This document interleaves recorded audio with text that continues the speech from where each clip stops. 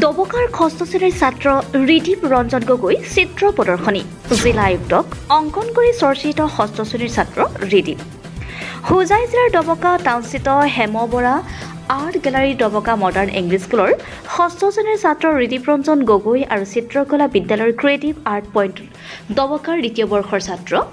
ৰিদীপ গগৈৰ চিত্ৰ প্ৰদৰ্শনী অনুষ্ঠানত হোজাই জিলাৰ আয়ুক্ত বিদ্যুৎ বিকাশ ভাগৱতীয়ে উন্মোচন কৰি আপ্লুত হৈ পৰে। অতি কম বয়সতে ৰিদীপে চিত্ৰশিল্পৰ জগতত আগ্ৰহ দেখুৱাইছে। বিভিন্ন প্ৰতিযোগিতাত অংশ লৈ কৃতিত্ব অৰ্জন কৰি ইতিমধ্যে বহুজনৰ প্ৰশংসা লাভ কৰিছে ৰিদীপে। কি ক'লে তোমাৰ ভাল হৈছে বুলি কৈছে আৰু আগুৱাই ডিচিৰ ছবি আঁকিছে ডিচি ছবিটো কিমান সময় লাগিছে 5-6 ঘণ্টামান লাগিছে 5-6 ঘণ্টা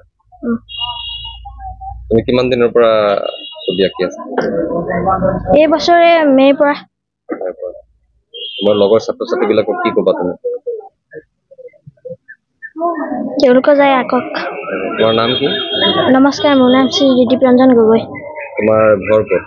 মোৰ ঘৰ পৰমপূজাৰ দবকা আগুৱাই যাবৰ কাৰণে যদি হেৰি নকৰিলেহেঁতেন তেতিয়া তেওঁ ইমানখিনি আগুৱাই যাব নোৱাৰে সেইকাৰণে তেখেতসকললৈ মই ওলগ জনাইছোঁ আৰু ভৱিষ্যতে তেওঁলোকে আৰু আগবাঢ়ি যাওক তাৰ কাৰণে তেওঁলোকক মই মানে আশা কৰিছোঁ আৰু যি দবকা মানে চহৰত আৰ্ট গেলাৰী আছিলে তালৈ আহিলোঁ তাত কণমানি 13 বছৰীয়া শিশু তেওঁ একক চিত্ৰ প্ৰদৰ্শন হৈছে আৰু মই অভিভূত হৈছোঁ এক সুন্দৰ পৰিৱেশ এক সুন্দৰ তেওঁৰ সৃষ্টিশীলতা তেওঁৰ আগত দেখা পাইছোঁ জোন বৰাক মই ধন্যবাদ জনাইছোঁ তেখেতে এনকাৰেজ কৰিছে এইটো আপোনাৰ আৰ্ট গেলাৰীটোৰ ক্ষেত্ৰত আৰু ইয়াৰ আগতকৈ সৰু হেনো বাচ্চাৰে আৰ্ট গেলাৰীত তেওঁলোকে প্ৰদৰ্শন কৰিছে খুব ভাল কথা অন্যান্য শিশুসকলে ইয়াৰ পৰা অনুপ্ৰাণিত হ'ব ভৱিষ্যতে আমি আৰু আৰ্ট যাতে কম্পিটিশ্যন পাতিব পাৰোঁ প্ৰদৰ্শনী পাতিব তাৰ কাৰণে প্ৰচেষ্টা ৰাখিম দেখা গৈছে আপোনাৰ পিকচাৰত চিত্ৰাংকন কৰিছে মোক আঁকিছে সিদিনা মোক এখন ছবি মোৰ আঁকিও দিছে তেখেতে মই আনন্দিত হৈছোঁ যে মোৰ নিজৰ ছবি বেলেগে আঁকা বুলি ক'লে ভাল লাগে নিজৰ সেইটো আৰু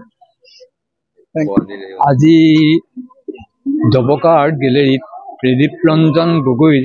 যি চিত্ৰ প্ৰদৰ্শনী হৈ গ'ল একক চিত্ৰ প্ৰদৰ্শনী সঁচাকৈ প্ৰশংসনীয় ইমান সৰুতে ইমান কম বয়সত এনেকৈ একক চিত্ৰ প্ৰদৰ্শনী কৰাটো ইমান সম্ভৱ নহয় তাতকৈ ডাঙৰ কথা বিশেষকৈ তেওঁৰ যিবিলাক ছবি আঁকিছে ছবিবিলাক পৰ্ট্ৰেইট সকলো পৰ্ট্ৰেইটেই সকলো ছবি আঁকিব পাৰি ছবি সহজ আঁকাটো কিন্তু পৰ্ট্ৰেইট চবতকৈ টান কাম পৰ্ট্ৰেইটৰ কাম সাংঘাতিক টান গতিকে পৰ্ট্ৰেইট সকলোৱে কৰিব নোৱাৰে কিন্তু ৰিদীপে ইমান কম বয়সতে ইমানখিনি 67-68 পৰ্ট্ৰেইট যে কৰিছে কম সময়ৰ ভিতৰত সঁচাকৈ অভিনন্দন জনাইছোঁ মই তেওঁৰ ভৱিষ্যত উজ্জ্বল হয় আৰু তেওঁৰ ভৱিষ্যতে আৰু কাম কৰি যাওক তেওঁ পৰ্ট্ৰেইটৰ উপৰিও আৰু অন্য পেইণ্টিঙো আঁকক তাৰ কাৰণে মই অলৰেডি কৈছোঁৱেই তেওঁ মই কিন্তু তেওঁৰ হাত মানে খুবেই ভাল হাত ইমান সূক্ষ্ম কাম কৰিছে আমি মানে